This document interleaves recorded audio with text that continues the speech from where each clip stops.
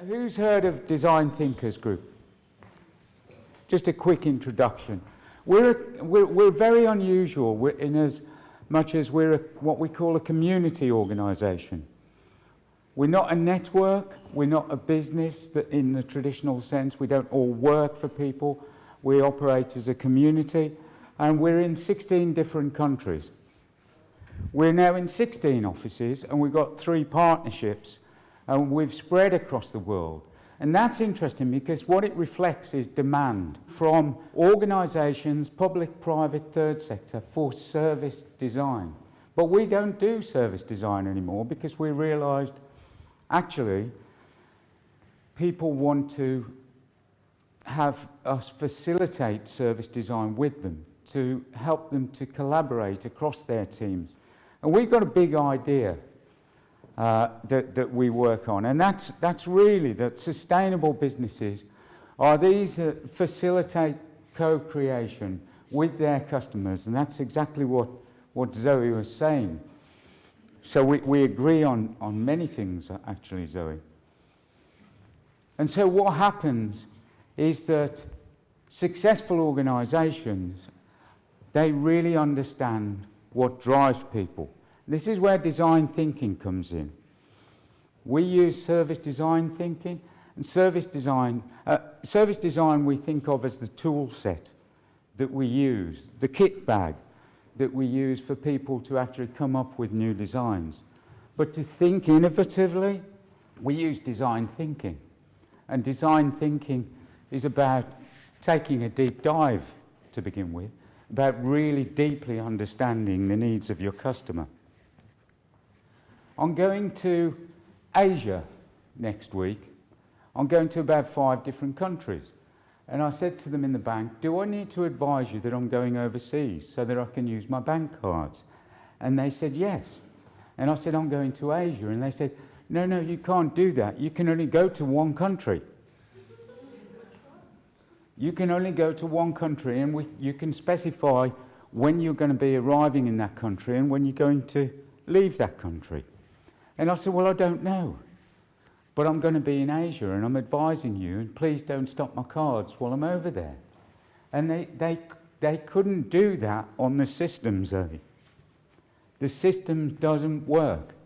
I once got employed by Jaguar Cars because they needed to deliver a new car in 3 months when the system had been set up to deliver it in 3.5 years. And they gave me the job because they said, you can break the system. How many code breakers are there out there? How many hackers are there out there? The key thing is to be a hacker. Break the system. Be a maverick. Don't necessarily follow the system. And it is about product and service evolution, if you like. And it's also about this thing about diffusion of innovation. When we set up Design Thinkers, it was about 7 or 8 years ago. And the only people who were interested in service design and design thinking were those people in the green area on the left. The 2.5% who are the true innovators, the people that, always have the latest iPhone and they're waiting to queue outside the store.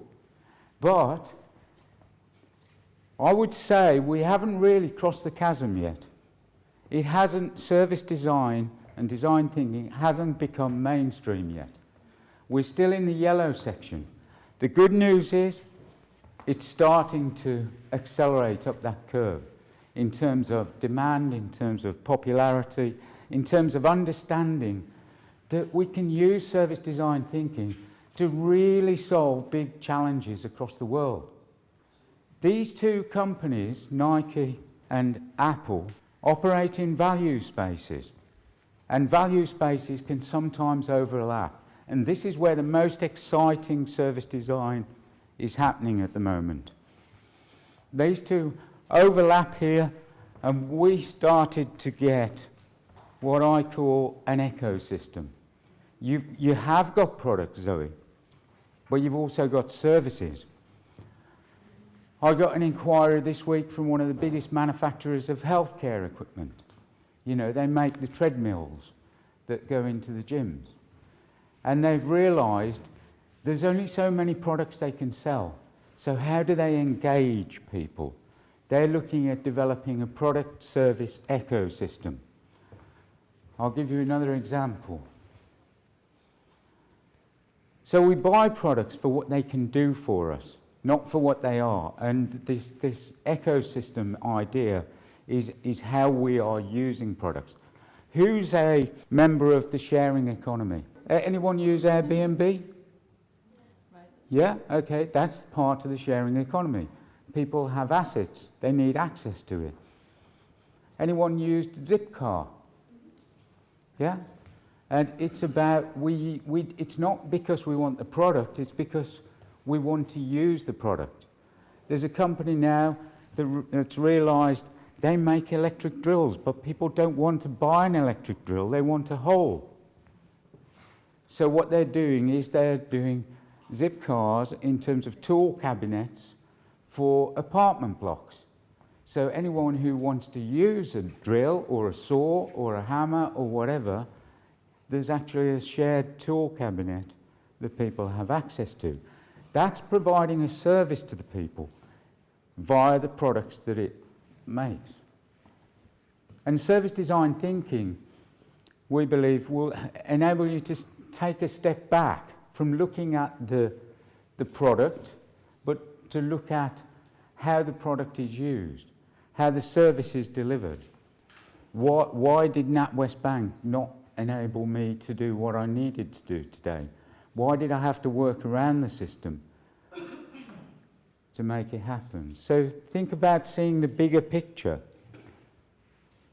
as you go forward this weekend. Because if you don't see the bigger picture, you don't really know what you're looking at. So step back, think about it. Who's heard about the problem in the health service where there's a bottleneck in accident and emergencies all over the country? Is anyone? Yeah, there's a lot of people nodding. What is the NHS doing about it? Its management is saying we need bigger accident and emergency centres. We need more doctors in accident and emergency systems. I walked around a hospital while my mother was dying, and I found out why there was a queue in accident and emergency, because 15% of the beds in the hospital, and that was 75 beds, were waiting to be discharged. So people can go through accident and emergency and into the hospital because there was no beds for them to go into. It was nothing to do with accident and emergency. So people who are focused on managing that bottleneck are not looking at the bigger picture. Why was there a problem with discharge? Because some enterprising manager had decided that they could lay off one of the pharmacists and save £35,000 a year. So they saved £35,000 a year, but that meant my mother took 3 days to be discharged because there was no pharmacist to give her the prescriptions that she had to have to go out of the hospital. 3 days, because it was over a weekend. And so how much do you think 75 beds for 3 days is going to cost? Is it going to be more or less than the £40,000 that they saved through laying someone off? That's the sort of managerial thinking that you get when they don't look at the bigger picture. And if you want to build something different, you have to have a different type of organisation. So as you think through this weekend, think about that. And if you want to really be innovative, you have to invent a market. I was working with a company last week that wants to invent insurance as a service. People want to be able to have flexibility. You know, lots of people like me now, I might want to spend 3 months overseas, so I don't need my car insurance when I'm 3 months overseas, but I do need extra travel insurance at that time. I also need a little bit of a flex on my home insurance because it'll be vacant. So why can't you buy insurance that gives you that flexibility? You ought to be able to. To actually make that change, the companies realise they've got to invent a market and reinvent collaborations. The collaborations are not necessarily between the product providers, but a collaborative, a triumvirate of product provider and service provider and insurance provider and design company and startup. It's all about collaborations. Does anyone know the history of Agent Orange? My son gave me that picture 5-6 years ago. He was 12 years old at the time. And his English teacher had phoned me up and said, your son's got an assignment about the unintended consequences of science. And he's written this essay about Agent Orange. And these are children that are affected by Agent Orange in Cambodia, in orphanages. And there were millions of them. About a month ago, I got an inquiry from the US government. And in a week's time, I'm flying out to Cambodia. And we're going to have 30 non-government organisations working together, collaborating in a workshop, in a jam like this for 3 days, where we're going to come up with new solutions to this problem. Because what's happened since the Vietnam War is the culture of orphanages and selling babies, basically, has grown. And tourism and charities have built up as businesses, not for the benefit of the children, but for the benefit of the shareholders of the businesses and the owners of charities. Owners of charities, I say. That is a big challenge. And that's what service design thinking can do. And I'd like you to think about that over the weekend. You can do some amazing things with it. So go do, is my message. Don't think, do. And have fun when you do it. Thank you.